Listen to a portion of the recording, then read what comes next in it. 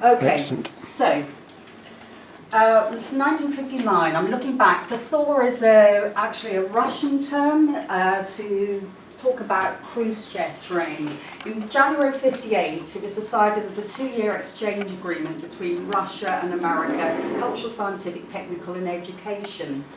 And this really happened in 59. So we have the Soviet exhibition in New York with 1 million visitors. We have the American exhibition in Moscow with nearly 3 million visitors.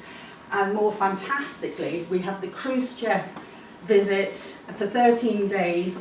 Bear in mind, this is September 1959. This is the first time that a Soviet leader had ever visited the USA. And then it all went wrong, literally the crash. 1st of May 1960, with the U-2 plane coming down, Khrushchev felt that he'd been betrayed, and then the Paris peace talks, it's talked about as being torpedoed, that fell apart. The reciprocal Eisenhower visit was cancelled. Of course, 61 we had the Berlin Wall erected, 62 we had the Cuban Missile Crisis, 64 Khrushchev was ousted. Do remember that 64 was the year that the Warren Commission are writing the report. When they're looking back, they're using 64 as their guide, but believe me, 59 was a completely different decade, and they should have taken that into mind. So, here we have, look how young he looks. This is only 5 months before he actually set off on this journey. He was deemed by Patricia and Aileen as a boy. He seemed to be no more than 17. His youth made him extraordinary. And we know that by the time we got to August, he was just bored with being in the Marines. He was supposed to be out by the 7th of December, and he found a get-out clause. I know about that get-out clause because my first husband, his mother, did exactly the same thing.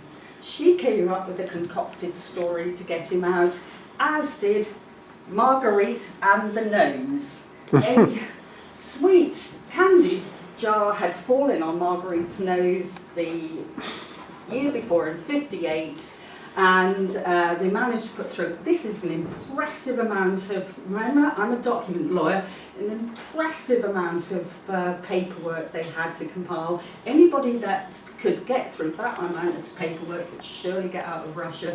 This is his military discharge orders, and he was also interviewed as well as all that paperwork, and it was granted the 28th of August. This is the thing that makes me laugh the most. With the Red Cross, she could not be considered employable from an emotional standpoint.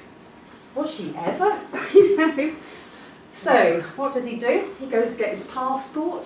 As quickly as possible, goes to California, issued 10th of September. Now, the passports in those days were valid for 2 years. So until 1961, when you wrote your passport, you had to write down where you were expecting to go for those 2 years. The 11th of September, he was released from active duty. What I thought I'd do is look at what he wrote down as the places he was going and see where he was thinking of going. So, we can tell the first was Cuba. You can tell why he would put that, because he saw William Morgan, who was an American who became a commandant in Castro's forces. He thought he was a fabulous guy to follow. And don't forget, this is 59. Even Time magazine is still pro-Castro at this time. It wasn't until January 61 that they cut off relations, went through to 2017. He also puts down the Dominican Republic. Once again, his friend Nelson Delgado says that Oswald was keen, that he wanted to help oust the dictator Trujillo, and there was a lot in the press at the time about the revolutionary force which Castro had supported during the June. And Time magazine, we know that Oswald was a fan, wrote a nice article about it in July. You can understand those being there. Where else? Germany. Well, perhaps, because it's the birthplace of Marx and Schweitzer. Oswald claimed he spoke a little German, yeah. The main language is Switzerland. Did he attend Albert Schweitzer College? No.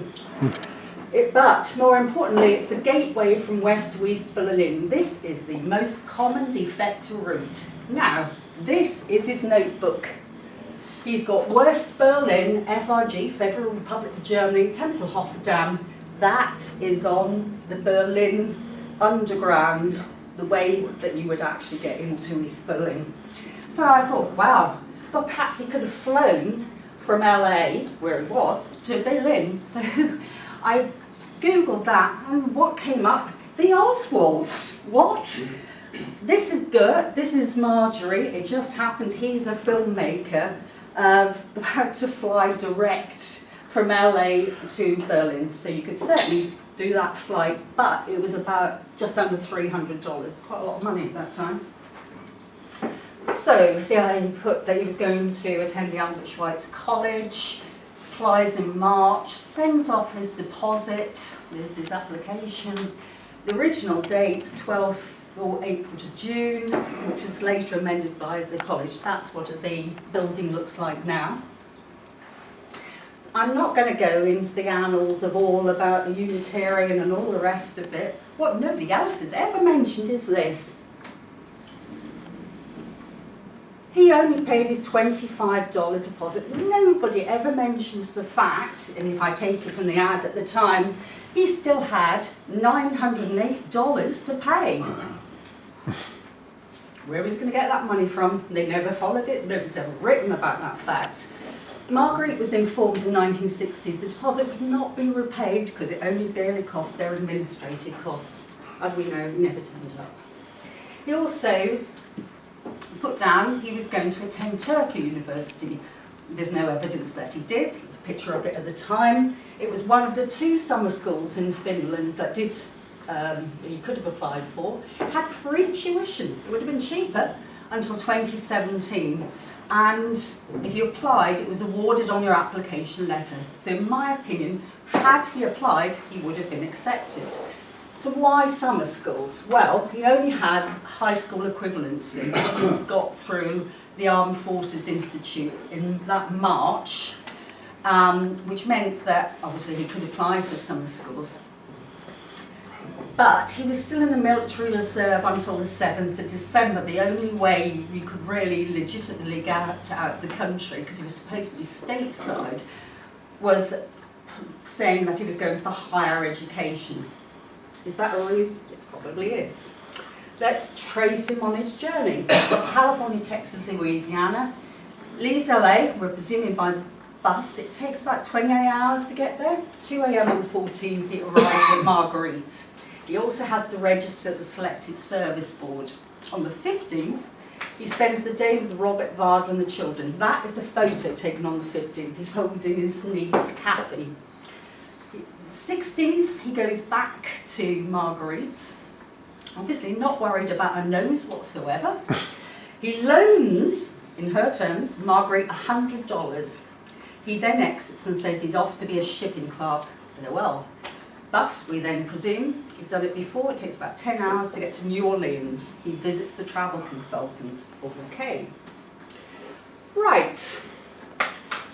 Travel consultants, where are they? International Trademark. Oh, there he is, in August '63, he likes that building. He completes a passenger immigration questionnaire. This is on the 16th. He pays $220 to go one way to Le Havre. Lewis Hopkins, who is the guy, was the manager who stayed there for years, said had, for the HSC in 78, had I known he was planning to go to Russia, I'd have suggested a different route. Now, this is where I found something. Okay, so the Liberty Hotel, which is described in '63 in an FBI document as an economy hotel. The chap looked in his register as to when Oswald was registered. It is 5:10 p.m. on the 17th. Okay, missing in action. Where was Oswald on the evening of the 16th? We know he's in New Orleans. And I found a document saying that the FBI special in charge was aware of the dilemma. He said, oh, he probably resided at the Liberty Hotel, not verified. I triple checked this. The FBI really took this seriously. They took the register to the Southern Blueprinting Company. They took 3 copies of 4 pages. The bookings they looked at covered the whole period from the 6th to 25th of September. They then sent those photostats to be handwriting analysed to make sure they were Oswald's. They were. So we know it was the 17th. He filled that on the 16th. As I said, suddenly we don't know where he is on that day. What was he up to? So, on the 19th, he sends this letter to Marguerite saying that he's booked a passage on the ship. At 3:15, these passengers board in time to the Marion Lake steamer to get there for the 5 o'clock dinner. The following morning, 6:35 a.m., it departs. He's described as sullen and uncommunicative.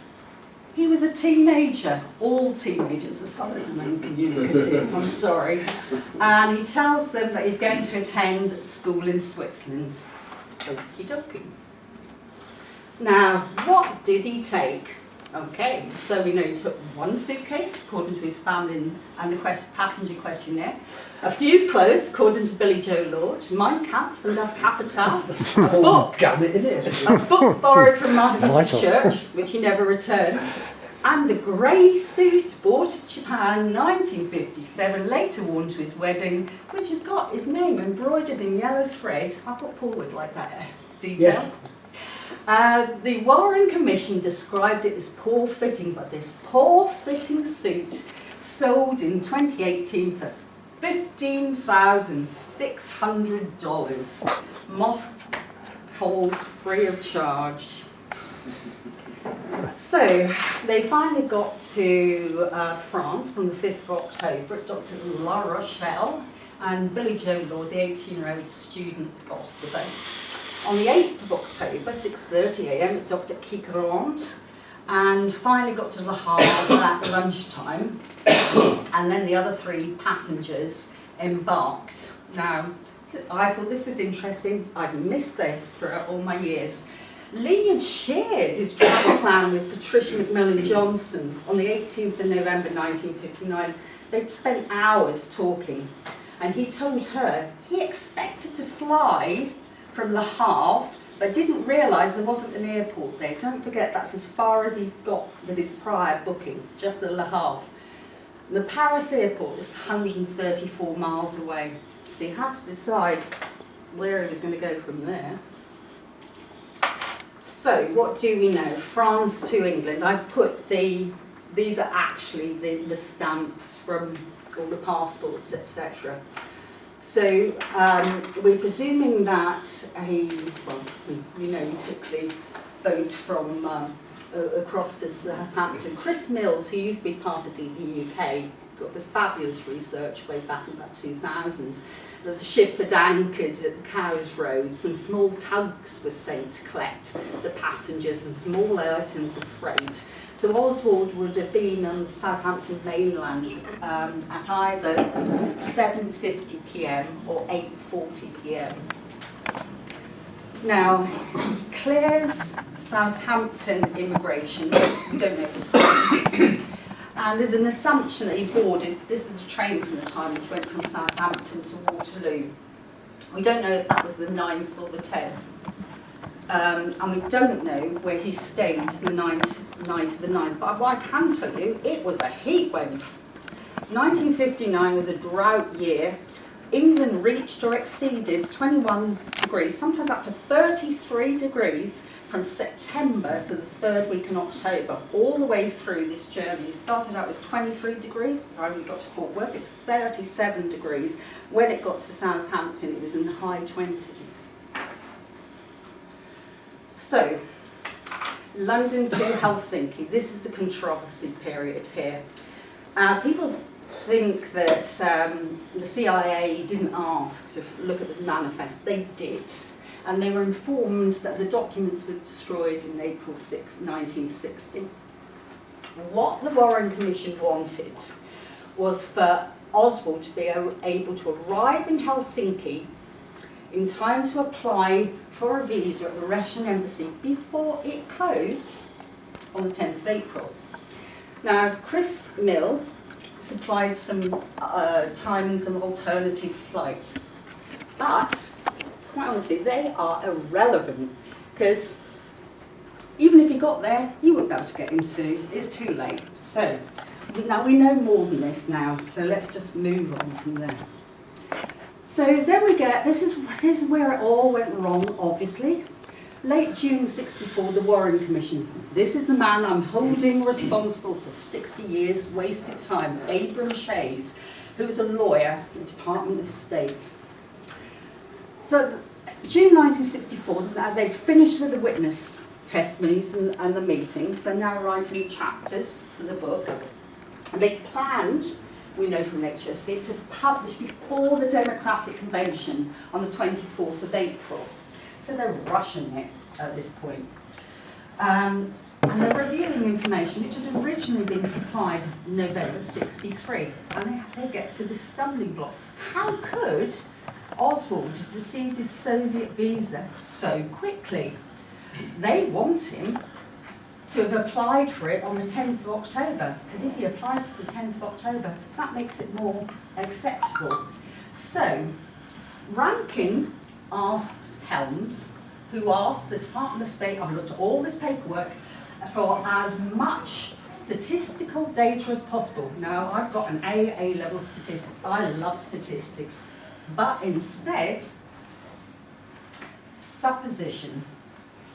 It was, there are hundreds of pages of documents I reviewed for this. It is completely ridiculous. They asked 3 travel agents to consider in '64 what was happening in '59. What? They ignored the evidence to the contrary. So, for instance, there was a diplomat who was currently in Moscow who recalled 1959 and said it actually only took 2 days. They forgot to factor in the fact that it was different for tourists versus business. Nope, didn't occur to him. Chase had been told the Finnish police are without records. You will soon discover that's a lie. And then they went, oh, possibly it took 10 to 14 days, or ordinarily a week. The only person that actually spoke sense in retrospect was J. Rankin, who said it may have been only the result of a not infrequent deviation from normal procedures. He was completely right. There was one piece of paper I found that makes a really sensible suggestion. Ask A.E. Ladle. Here he is, Anatoly Golitsyn, age 34. Guess what? He was actually the person signing visas in 1960 in Helsinki, only the year, in fact months after Oswald had been there.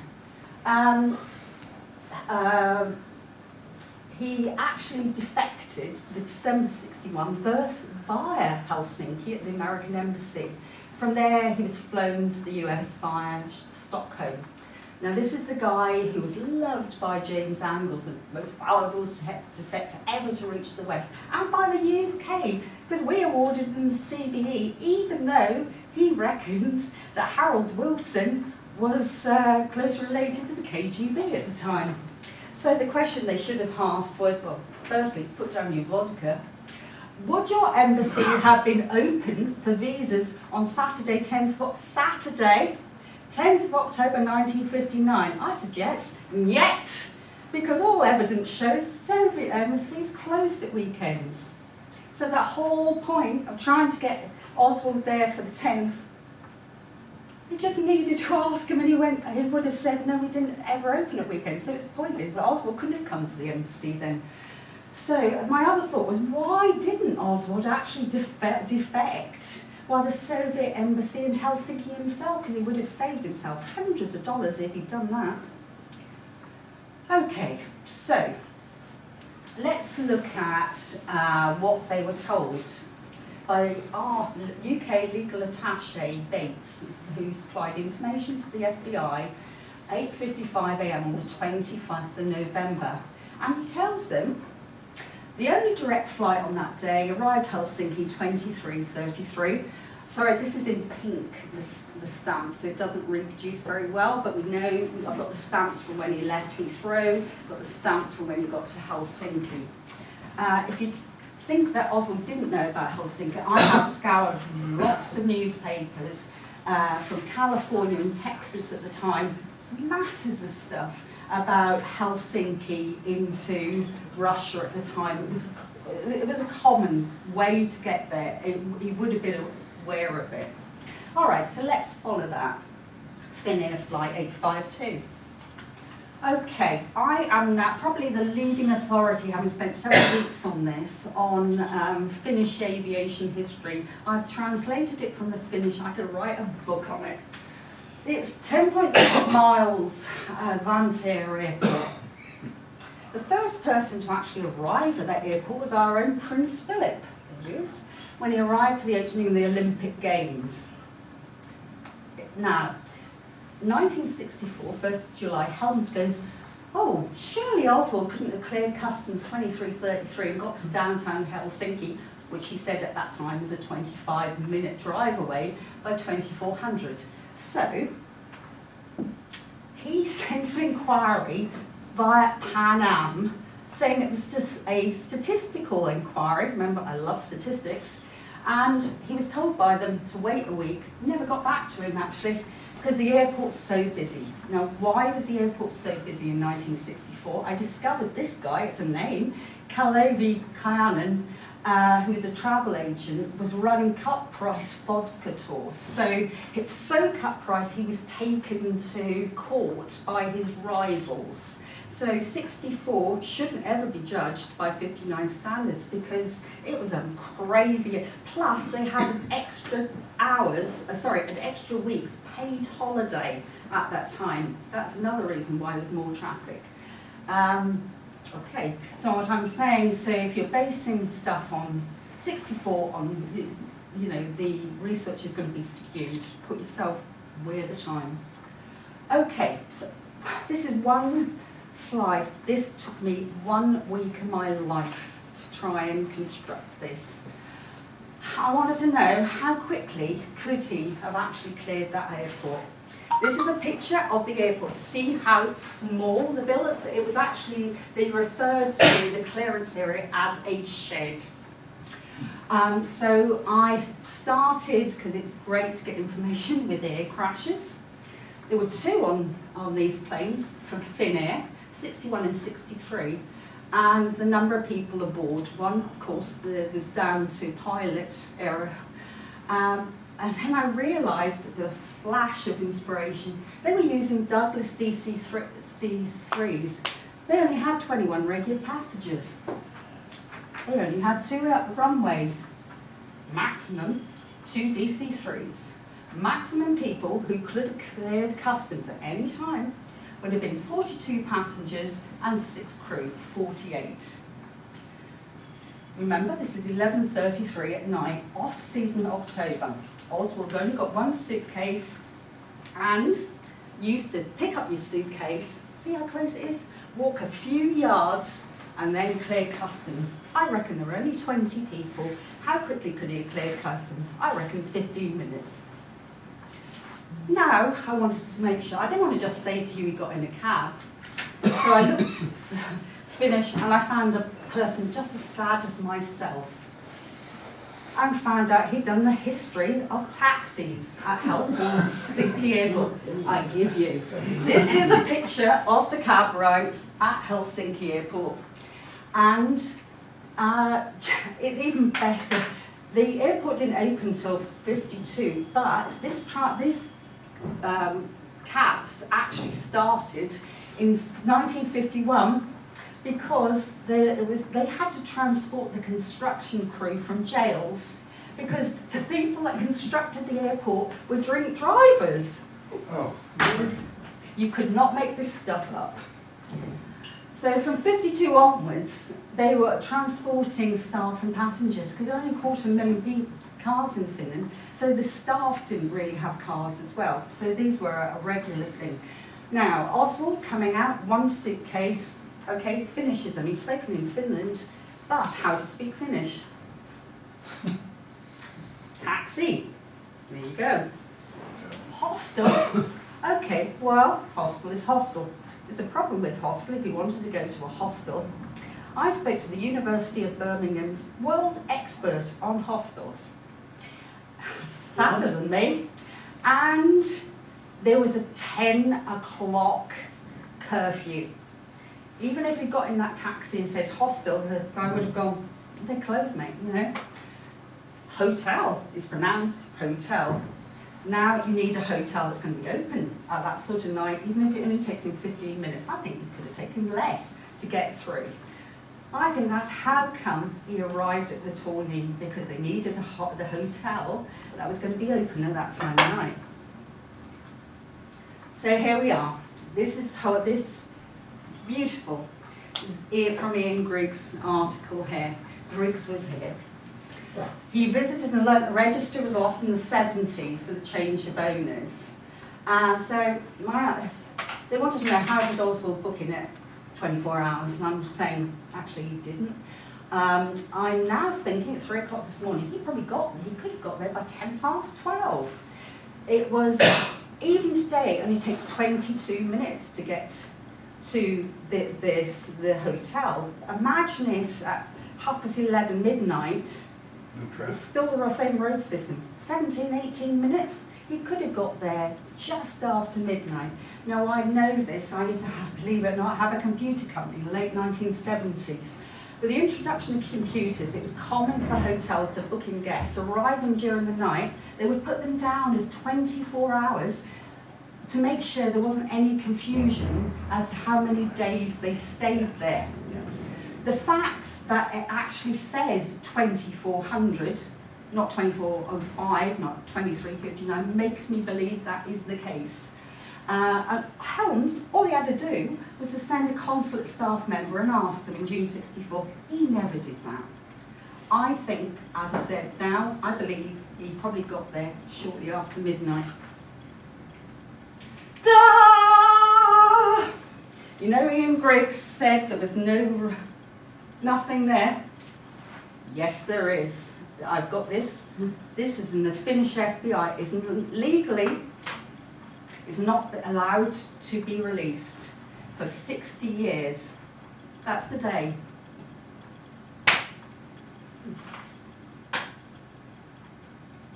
So, now I've got those documents and I can look at it.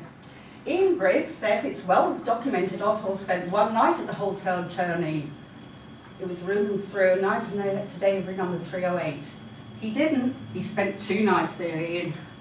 And I can see why they made a mistake. This sensitive source, who I think is the secret police, sent this thing, he stayed 10th/11. Now I would read that as 10th and the 11th. However, they didn't. Look what they did, they put 10th to 11th. So for 60 years we've had that wrong. He stayed at the hotel for 2 days.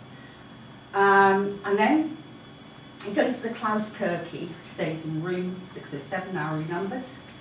Now, the duration of the stay is left blank. He didn't know how long he was going to be staying there. And you can see that the writing is actually done by 3 different handwritings, so it's being updated. These are actually it's not the hotel register, it's the cards that anybody who's in the country has to complete for the fact that they're a foreigner.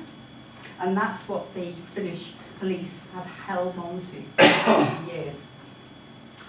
Now, we know he booked in on the 12th and he's departed on the 15th.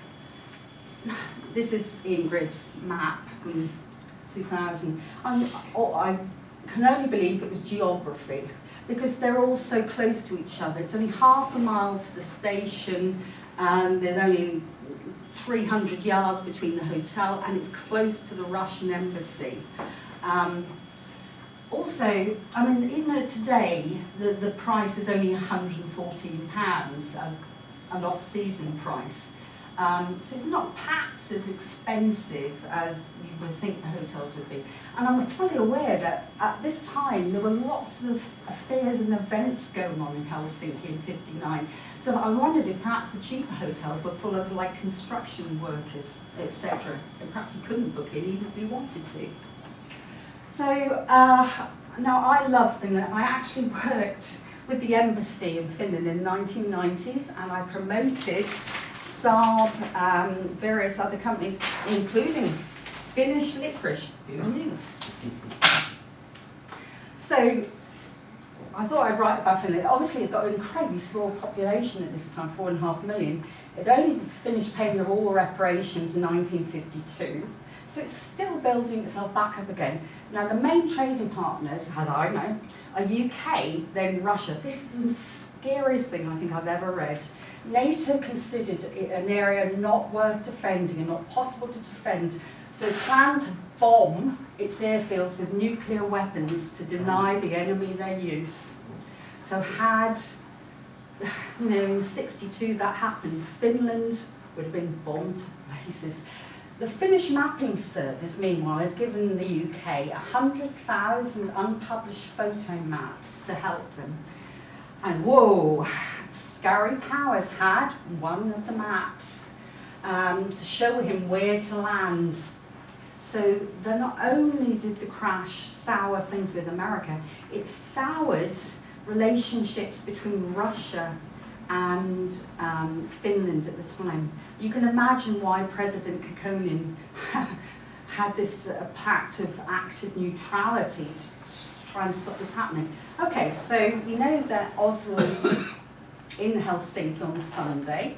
I know from a Finnish researcher that it was a lovely sunny day. There were English-speaking movies advertised in the local newspaper. In those days it was about $1. And there were also city walking tours were available. And this is the film that I found that was actually that weekend on the European release.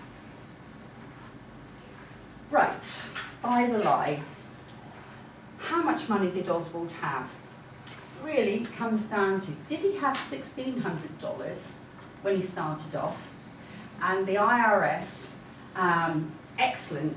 Best part of the Warren Commission, I truly believe in, was the fact that it was the forensics on the money. They got this excellent guy from the IRS. He pointed out it was possible from Oswald's salary to have had $1,600. Oswald did 3 interviews for many hours with Elaine and Patricia. And one, I think it was Elaine, was actually printed. It was $1,600 in the 14th of November newspaper. Or did he only have $700, as he told our customs official in Southampton? But he'd already lied to that customs official. He said he planned to stay in the UK for a week. He didn't. He planned to travel to the Swiss college. He didn't. Now, you decide. But if he did start with $1,600, I'm calculated he probably had about $1,200 by the time he got to Southampton, which would have been more than enough to pay for flight, hotel rooms, buy his $300 vouchers, and still leave him enough, because the next thing we know is he only got $100 balance on the 21st. So there's the comparison. You can buy a car, $1,600, a Ford car, $2,132. $1,600 is a huge amount of money.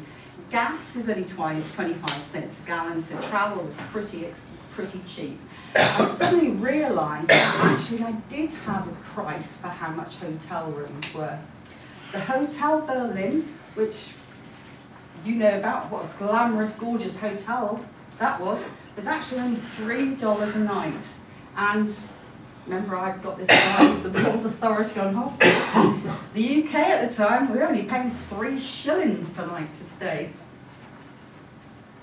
So, Monday the 12th. Now, in these days, the embassy opens at 8:45 a.m. If I was Oswald, I would be there pretty damn early.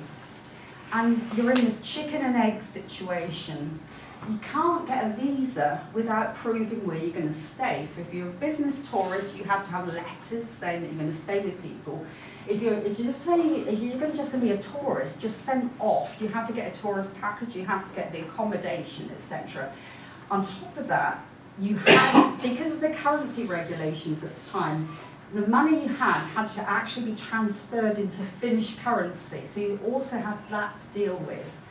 I think that's why he then, late on the 12th, then books into the Klaus Kirke. He's not, that's why I think it's left blank, because he didn't know, even at that stage, how long the visa was going to take, despite buying this. And this shows his below the budget state of mind, because he bought the deluxe tourist package. That's for 10 days. However, when he did get his visa, that's only for 6 days. The deluxe means that you get a personal guide and chauffeur, compared to, look, the business rate's only $12. And I know from Patricia that the same room that he was in, if you only went for the room, that's only $3. Now, I also discovered a human mistake. At the Klaus Kirke Hotel, I know that he stayed in room 607. When the vice consul is translating, he writes the information down into Russian. He mistakes Oswald's 7 for a 1. Doesn't know, because Oswald didn't put the serif. Personally, I've done it since the age of 11. Who is this person that did it wrong? Okay, I love this man, almost as much as Hellbox. I'm calling him Gregorius Gregor. He was called by Low Water a congenial host. Gregoria Yefim, his first 2 names of Rasputin, by the way, Golub. Now, on the left, we have, this is the CIA. On the right, we have, and I found, actually from clues, found out who it was, worked out who it was, Arthur Jack Lowater. He was one of the world's finest mathematicians, and he was allowed to go into Russia because he was doing the Russian-English Dictionary of Mathematical Science. Now this, look, oh wow, suddenly,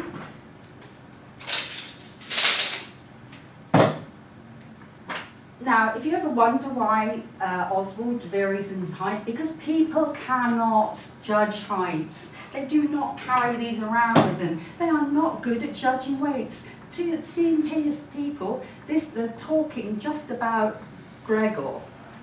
We do know he's chunky, broad face, nice smile, dark hair, dark eyes, Russian or Ukrainian, and I'm completely right. I know more about him than the CIA ever did. He was Ukrainian. His father used to be People's Commissar in Ukraine. We know he was a colonel of the Soviet army, wounded 6 times, pleasant, jovial. In walking, appears to roll along. If you've been wounded 6 times? Yeah, perhaps so. Okay, and there's a Mrs. Golub. They've been married for 6 years without children. Gregor gets tears in his eyes when he sees photos of children. Bear that in mind. She's described as attractive by Low Water, and the marriage relationship deteriorates. But the CIA thinks this is a ploy. She's often away from Helsinki and Moscow. Gregor describes their marriage as sham. Once again, the CIA thinks this is a ploy to try and lure people and get people to defect. It's fantastic if you've got time to. There's about 400 documents. Now, Feb 1959 to March 69, we have this romance. There's the vice consuls, Golub and Costile. They meet in December 58. And William Costile, it's not his real name, some Finnish research thinks his name was Thomas Kresser, but I can't confirm that.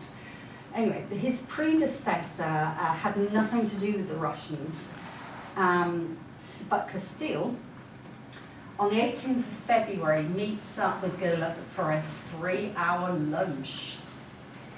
The next year, they are virtually inseparable. They start using the familiar form of language, they use first names, they're going to Soviet Finnish ice hockey games together, even at weekends. My daughter's personal favourite, their 7th of September Dutch sauna party. And yet another favourite, they went for a lunch and Golub told Costille he'd been drinking all evening and hadn't fully sobered up, and then ordered vodka and beer. And by the 10th of September, he's even loaning Golub's colleague American record catalogues. It's going swimmingly. And then he asks Costille to procure him 2 tickets for the New York Philharmonic Orchestra. This was the hottest thing to happen. This is quite incredible. It was a 50 concert, 17 cruncher, 3 weeks in the USSR. And they were allowed to play music which had been banned for years. This took me about a week to find to get the date. Okay, Costille now got to procure him a date. So CIA approaches an attractive Finnish 31-year-old who works for a doctor who could handle the situation. However, CIA puts, she's far from an intellectual with a silly giggle, and he would not be after her mind. So on the 15th of August, Costille, Golub, this girl and another go dancing. However, Golub ignores her. Golub asks Costille later if he can go home with her. Costille said yes. However, she, having been snubbed, refuses. Golub follows up, don't forget he's married.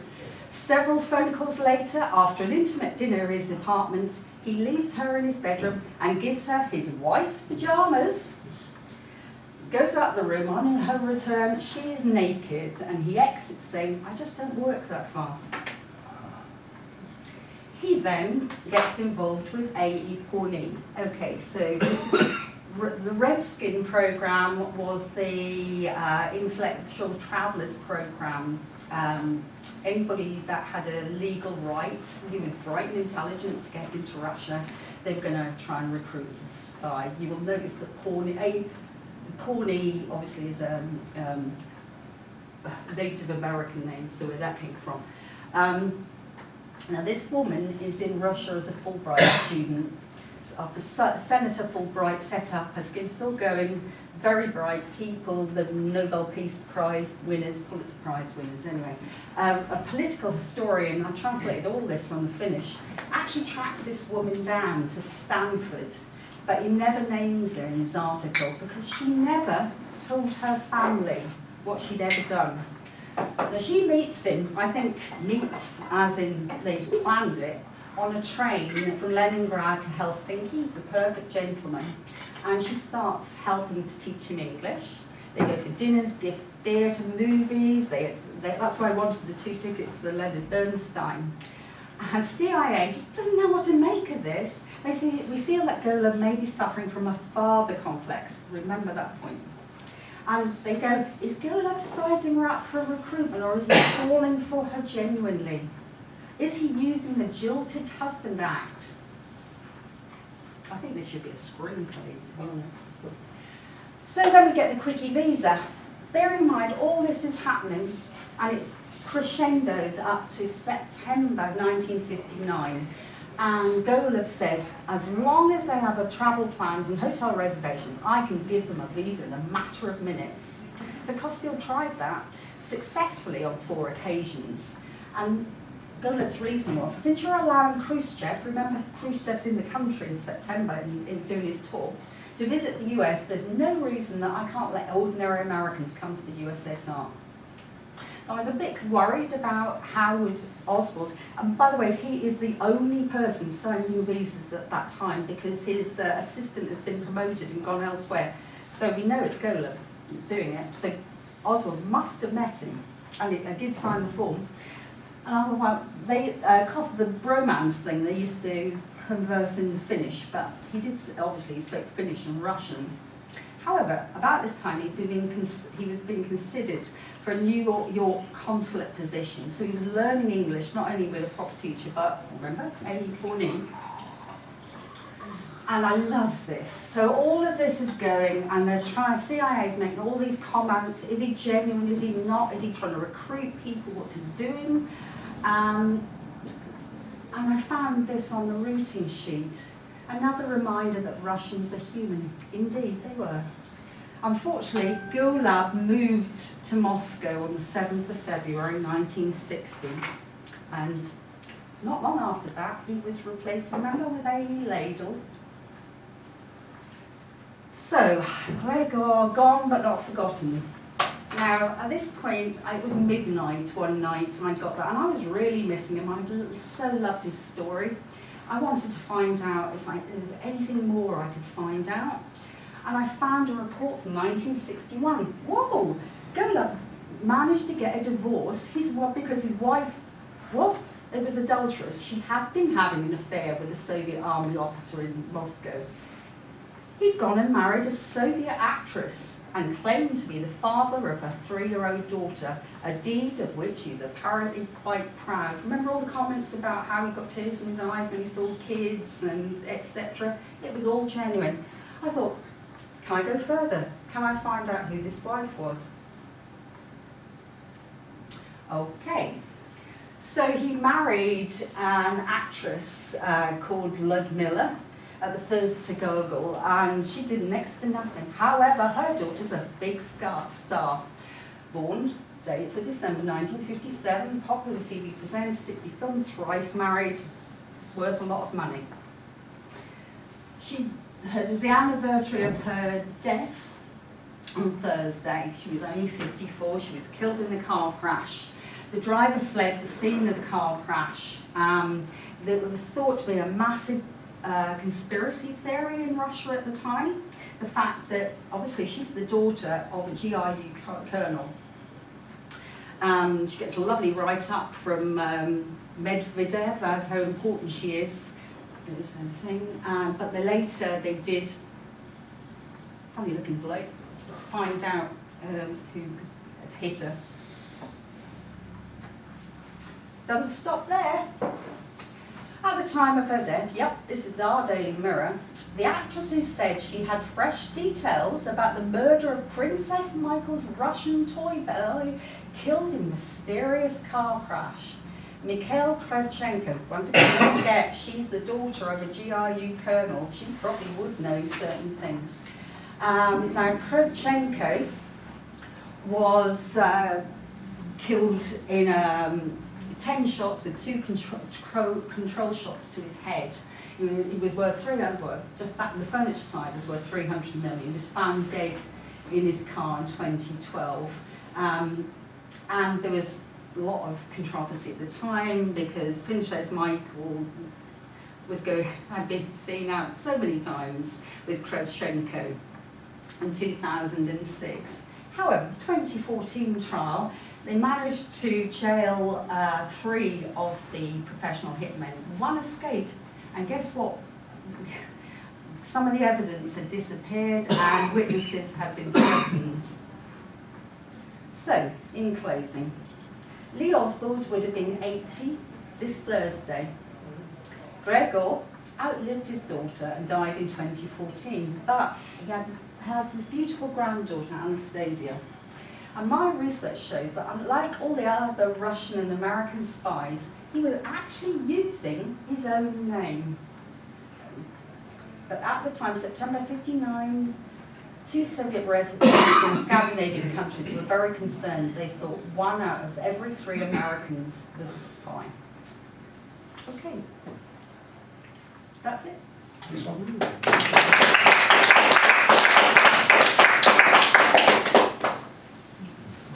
have any questions? Yeah, I mean, I've probably got 6 hours of information. If anybody thinks of anything of that period, they want to know. When he got to France, why do you think he changed his mind and then came back through Britain?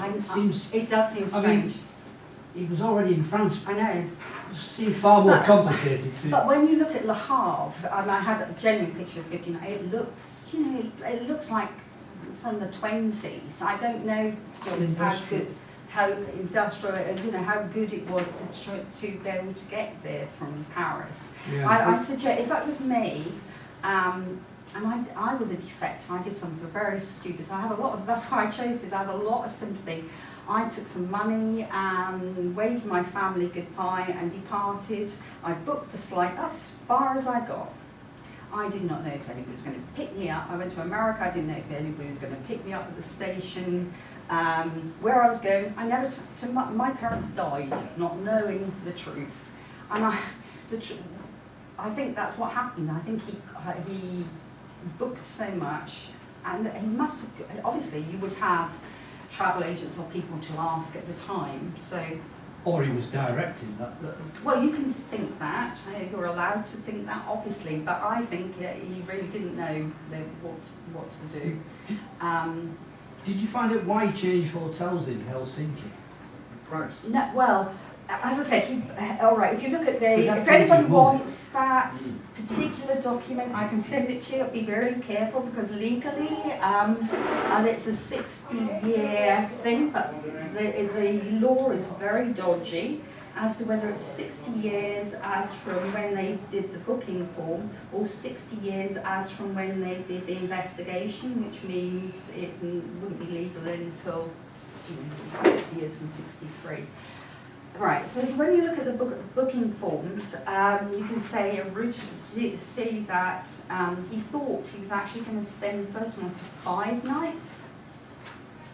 And obviously he only stayed there, now you know it's 2 nights. And that, I don't know, that to me made a bit more sense that you would go, because weekends were cheaper.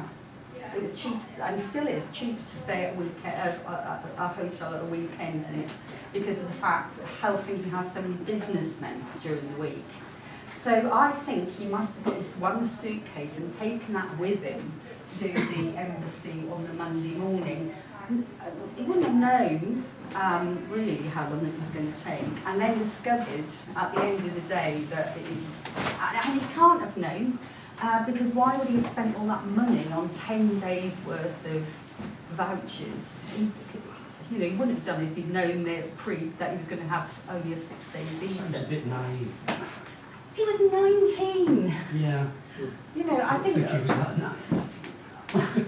I was 19, I was 21, believe me, I was equally as naive. Your frontal cortex isn't fully formed until you are 22, and that's the section of your brain that actually dictates the reasoning, the planning, etc. So when you look at teenagers and think they can't help it. I don't think he was a typical teenager.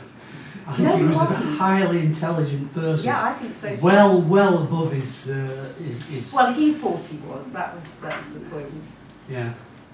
Who slapped the 60 years on the documents? That's Finns? just on the no. It's just that's Finnish law. Full stop. It was Finnish law. Yeah. It's with the what's the equivalent of the FBI, and that's just because it's personal details. Did the CIA try to get this information from the Finns, do you think? No, all they asked was Valent 6, who's it could have been just the police as opposed to the FBI, to go and check with the hotel, hence the mistake, 10/11.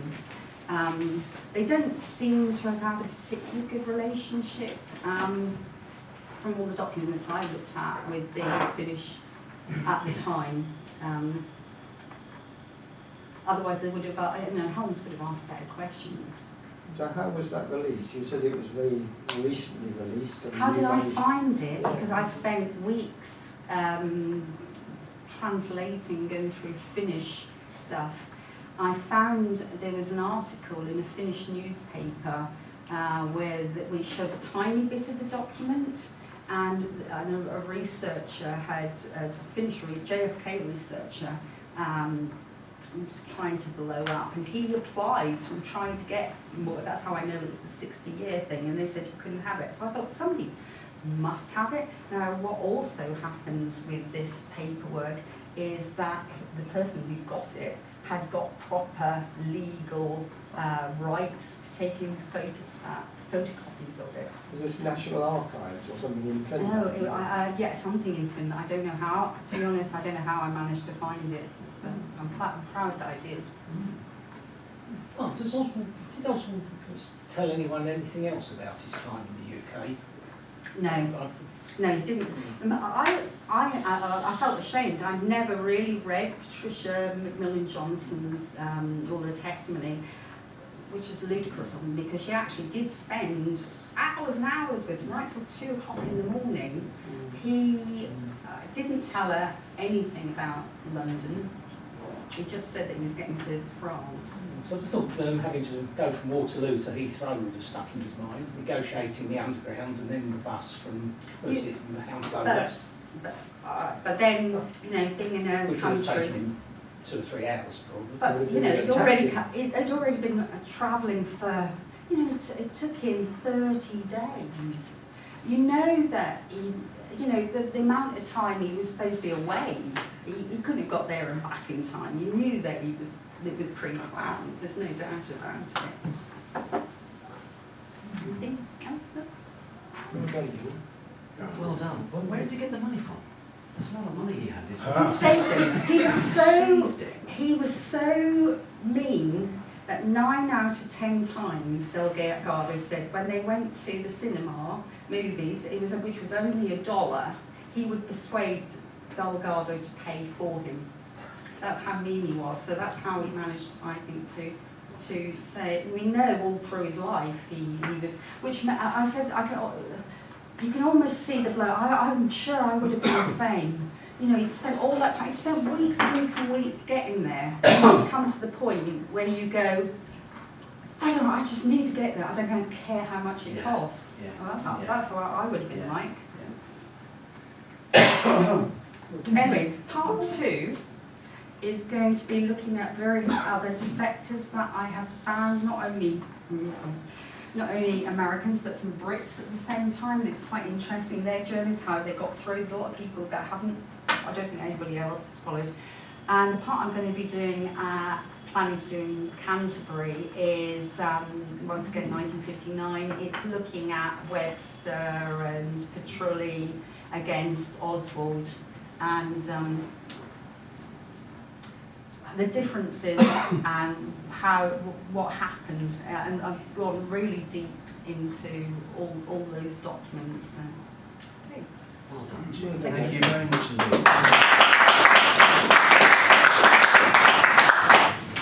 Okay, well I think we have lunch planned for 12:30, so I'm not sure whether lunch has actually been laid out there. I'm just going to go and check. You will be getting a plastic bag with a jammy Dodger